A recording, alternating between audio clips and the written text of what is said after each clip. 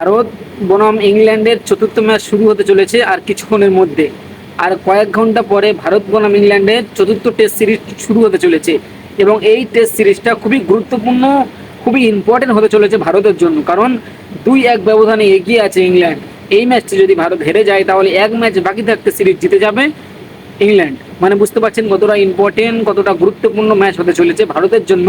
এটি মরণ বাঁচন ম্যাচ বললেও চলে, খুবই ইম্পর্টেন্ট ম্যাচ হতে চলেছে।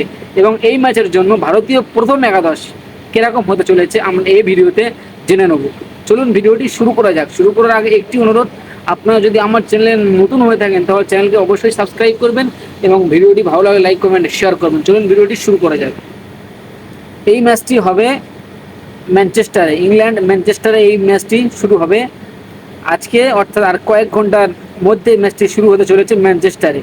এবং এই ম্যানচেস্টারের উইকেটটা আপনারা যদি বলেন তাহলে এই উইকেটটা কিন্তু বোলিংটা বেশি সহযোগিতা পাবে। কারণ গতকাল সংবাদ সম্মেলনে এসে বলে দিয়েছে শুভমান গিল ভারতীয় ক্যাপ্টেন যে ব্যাটিংদের জন্য এটি খুব চ্যালেঞ্জিং পিচ এবং বোলারদের খুবই সুবিধা হবে, কারণ এটি বাম্পস খুবই দুর্দান্ত হবে এই পিচে। মানে বুঝতে পারছেন কতটা ইম্পর্টেন্ট গুরুত্বপূর্ণ ম্যাচ হতে চলেছে এই ম্যাচটি। চলুন দেখে নেওয়া যাক ভারতের প্রথম একাদশ কিরকম হতে চলেছে। প্রথমে ব্যাট করতে আসবে শুভমান গিল এবং জয়সওয়াল, দুর্দান্ত দুটি ওপেনার। জয়সওয়াল খুবই দুর্দান্ত খেলছে, কে এল রাহুল আরও দুর্দান্ত অসাধারণ খেলছে। এবং 3 নম্বর কে আসবে, কারুণ নায়ার নাকি সাই সুদর্শন? এটি খুবই কিন্তু বড় একটি প্রশ্ন ক্রিকেট ভক্তদের কাছে, যে কারুণ নায়ার 3টি সিরিজ খেললো, একটি তো ভালো পারফরমেন্স করতে পারে না, একটিও হাফ সেঞ্চুরি করতে পারে না, তাও কি ওনাকে রাখা হবে? তাও ওনাকে রাখা হবে, কারণ এই হচ্ছে লাস্ট সুযোগ। এই এই সিরিজে যদি ব্যর্থ হয় তাহলে কিন্তু ভারতীয় দল থেকে পুরো বিদায় নিতে হবে কারুণ নায়ারকে। এবং 3 নম্বর কারুণ নায়ারকে রাখবে এই লাস্ট চান্স। এবং 4 নম্বরে তো আপনারা জানেন শুভমান গিল, দুর্দান্ত অসাধারণ ফর্মে আছে শুভমান গিল 4 নম্বরে।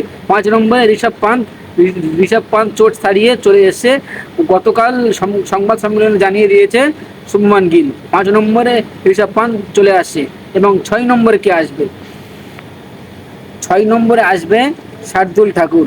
নীতিশ কুমার রেড্ডি, আপনারা সবাই জানেন যে নীতিশ কুমার রেড্ডি এই সিরিজ থেকে ছিটকে গিয়েছে তার পায়ে গুরুতর চোটের জন্য। এবং 6 নম্বরে খেলবে শার্দুল ঠাকুর। এবং 7 নম্বরে খেলবে রবীন্দ্র জাডেজা, দুর্দান্ত অসাধারণ টেস্ট ক্রিকেট খেলে।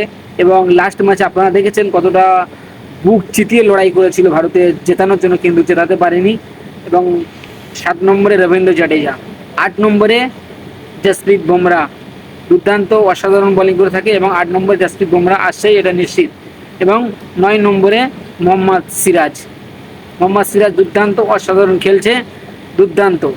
এবং 10 নম্বরে আনসুল কাম্বুজ নাকি প্রসিদ্ধ কৃষ্ণা, এইটা নিয়ে একটা প্রশ্ন উঠছে কে খেলবে। আমার তো মনে হয় প্রসিদ্ধ কৃষ্ণার ওপর ভরসা রাখা হবে, কারণ প্রসিদ্ধ কৃষ্ণার এক্সপিরিয়েন্স আছে, ইংল্যান্ডে এর আগেও খেলেছে, প্রথম 2টি ম্যাচ খেলেছে।